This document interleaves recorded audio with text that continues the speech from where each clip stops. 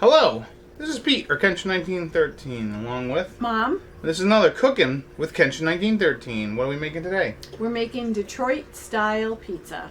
Okay, first we're going to go through the ingredients. So we're going to have our dough.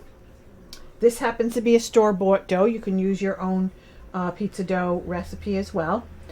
Tomato sauce, a small 8-ounce can. Cheese. And the cheese that we're using is Monterey, Jack, plain, because sometimes it has the hot pepper in it, unless you want hot pepper, I guess, and cheddar. Now in Detroit, they actually have a block of cheese that has the combination of these two cheeses together. Yeah, it's called, they literally call it block cheese, and it's like, the flavor is basically the combo of both. Pepperoni. Right. And your spices for your tomato sauce, which are pepper, a little salt, oregano, garlic powder, and a little touch of olive oil. Yeah. And the pan that you can put it in is a 13 by 9 pan.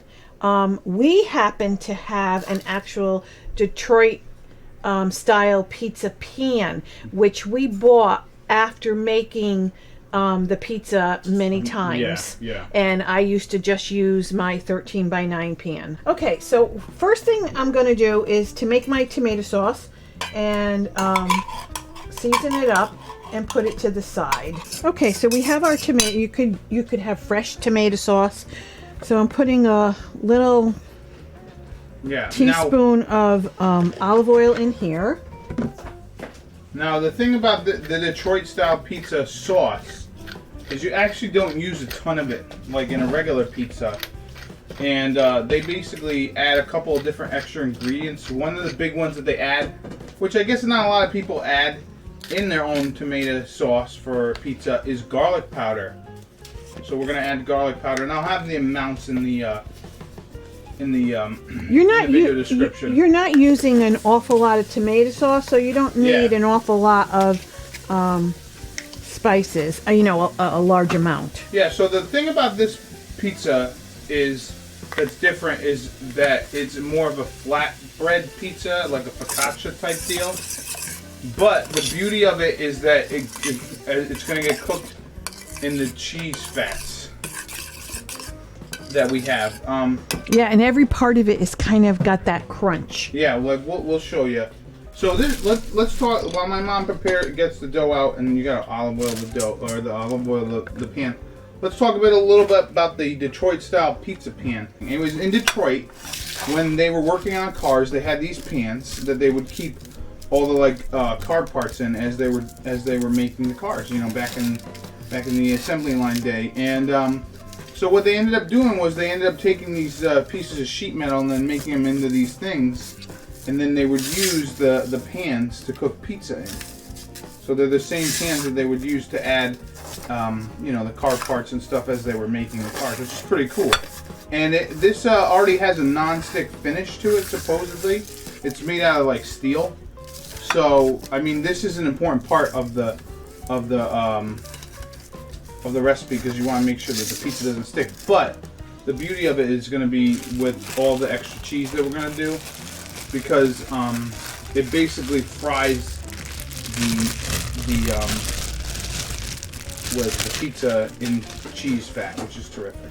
And pepperoni, if you're making a pepperoni. Now, originally this recipe does not have to be pepperoni, but we like it. Okay, so you're going to be playing with your dough for a little while, because it gets you a little aggravated, right. Because and you try to have your dough, you could have it in the refrigerator. Yeah, it's best at room temperature if possible, because it helps, the cold makes it shrink up a little bit.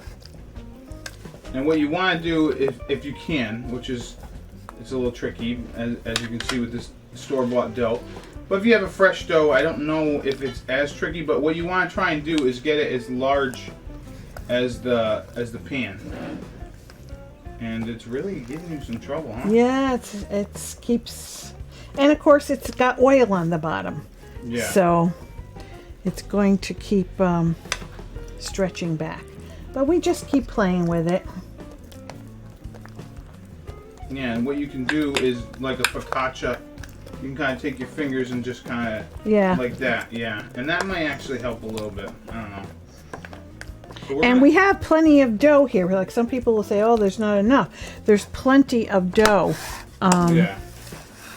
to spread out in this pan. My mom got pretty close. I mean, when you put the pepperoni down, that will help. You know, keep it in its state. So you just keep playing with it, and you can get your frustrations out with it. Yeah. All right. So now we're gonna take our pepperoni, and we're just gonna place it even on the edge. You can add it to the edge as close as you can, and the pepperoni will also help keep it in there. And you want to put a lot of pepperoni. Well, it all depends on how much you love pepperoni, to be honest. If you don't want pepperoni on it, that's fine too. You could just do the cheese and the sauce and you'd be all set. But yeah, we enjoy a good pepperoni. But yeah, most pizzas will put the pepperoni, I believe, on top before you put the cheese down. Or on top of the cheese and not like this. Yeah. Yeah, I guess in some ways Detroit style pizza is sort of like Little Caesars in the essence of, you know, Little Caesars was made by a dude in Detroit. You know? Okay. So see, it did fill out the pan. Yeah. Now we're going to add the cheese. Can you see? It's nice. It's staying. Yeah. And so what you're going to do is you're going to add the cheese on the ends first. Do not put them in the center yet. Because what's going to happen is as it cooks in the oven, the cheese is going to melt and the cheese fat is going to go underneath the crust, technically frying the dough on the side. Also, the pepperoni fat will also do some of that work as well. And you have to have your oven on 500 degrees. Yes. 500 degrees Fahrenheit. And it's only going to be in there about 20-25 minutes. And we'll show you what it looks like when it comes out, obviously. Alright, you can start throwing some in the middle. But yeah, this is a great recipe. I learned it maybe like a year ago now. And we loved it so much we were like, we were making it all the time. Oh my god, yeah, we had to buy the pan. So now another thing that's different about this recipe with the sauce is you're gonna put 3 horizontal lines, just 3 lines of sauce, which should be about 8 ounces. Yep, just like that. Yep, sort of like a race stripe type deal. And yeah, so the sauce is not the star. No. Unlike other pizzas. That you might get, whether they be New Haven style beats or New York style pizzas or California style or whatever. This is Detroit style, and yeah, the sauce is not the main thing. The cheese and the crust are the main things for this recipe for sure. And it's a great recipe, like we said. And even if you don't have a Detroit style pizza pan, if you do a 13 by 9, that's good. And if you actually enjoy making this recipe, it'd be a good idea to get the get this pan because it works great. And the nice thing about this pan too, not to tout it, but it could also be used to make like casseroles, like lasagnas and things. So now that we have this all set, we're going to throw it in a 500 degree oven at 20 to 25 minutes, and we'll show you what it looks like when it comes out. Can you hear that? Look at the pizza here. Literally, it's still bubbling on the sides here. And as you can see, the pizza's pulsating. Now what you want to do, obviously, is do not take it out yet. Let the bubbling subside. But as you can see, let me get a little closer. It's all these beautiful bubbles that are bubbling here. That is the cheese fat. Basically frying the dough. So we're going to let this cool for just a few minutes, and then we'll take it out of the pan. Alright, so if I forgot to mention, this was in the oven for about 20 minutes, and the oils or the fats from the cheese and the pepperoni, basically it fried it and absorbed into the bread, or the dough. Alright, let's get this out.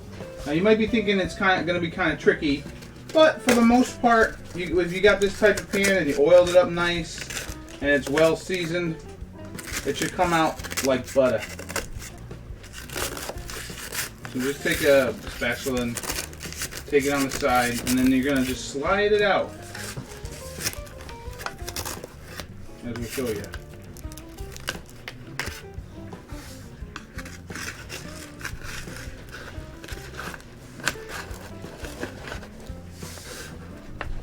See how she's doing it? Ta-da! And look at that pan. Not a lot of anything on it. Looks great, but yeah. So we're gonna let this cool just for another minute or two before we cut it. Yeah, and look at this crust here. Usually the crust isn't like the best part of the pizza, but on this, the cheese basically merged with it, and it's gonna be so good.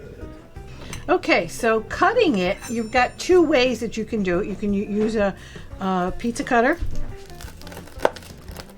You want to make sure to cut good on the corners, because that's honestly the pieces that everybody fights over.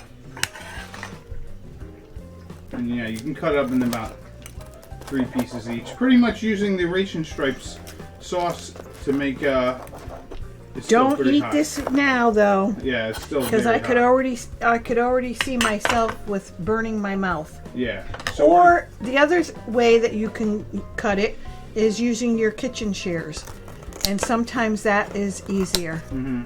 See, it cuts right through. All right, here is the Detroit style pizza. Look at it. See the crust there? That's the pizza I'm taking. Hopefully you'll get to hear the crunch. Blow it, blow it, blow it.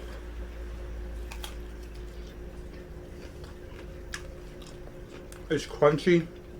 It's really good. So cheesy. Not a lot of sauce, which is good. And then you get that pepperoni. You could really add a lot of pepperoni and be terrific. But yeah, I'm glad that we learned this recipe so that we can show you. And yeah, I've been Pete, or Kenshin1913, along with Mom, this has been another Cooking with Kenshin1913. enjoy and happy eating.